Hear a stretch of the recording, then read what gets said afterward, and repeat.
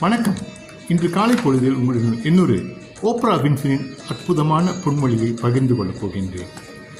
உங்கள் வாழ்க்கைக்கு நீங்கள் தான் பொறுப்பு. யாராவது உங்களை தேடி வந்து உதவி செய்வார்கள், பொறுப்பை தருவார்கள், அல்லது ஏதாவது வகையில் உதவுவார்கள் என்று நீங்கள் காலாட்டிக் கொண்டு உட்கார்ந்திருந்தால் நீங்கள் நேரத்தை வீணடிக்கின்றீர்கள்.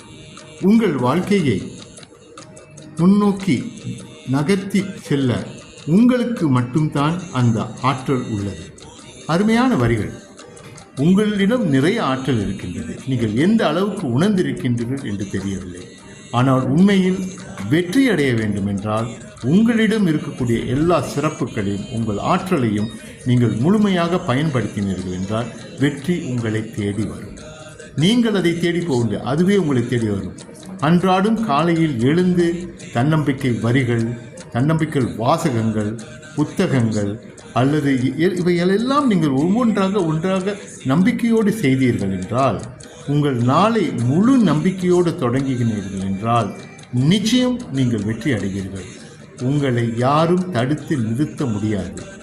இந்த உணர்வோடு நீங்கள் வாழ்க்கையை தொடங்கினீர்கள் என்றால், அன்றாடம் அதை செய்தீர்கள் என்றால் நீங்கள் அடுத்த நிலைக்கு செல்வீர்கள். அதனால் மற்றவர்கள் உதவினால் ஏற்றுக்கொள்ளுங்கள்.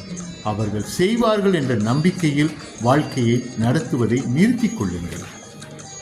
இந்த அருமையான சேனலை நீங்கள் சப்ஸ்கிரைப் செய்யுங்கள், பெல் பட்டனை அழுத்துங்கள், உங்கள் நண்பர்களுடன் பகிர்ந்து கொள்ளுங்கள், லைக் பண்ணுங்கள். மற்றும் இது அருமையான ஒரு பாடல் பின்புலத்தில் ஒலித்து கொண்டிருக்கின்றது. உறங்காத கனவை உசிப்பி விடு. உண்மை, அந்த உறங்காத கனவு உங்கள் உள்ளத்தில் இருக்கின்றது. அதை உசிப்பி விடுவதற்கு அன்றாடம் பாடல் வரிகளை நான் இணைத்துள்ளேன், லிங்கை இணைத்துள்ளேன். அதை கேளுங்கள், அதை சுவையுங்கள். முடிந்தால் 2-3 தடவை கூட சுவையுங்கள்.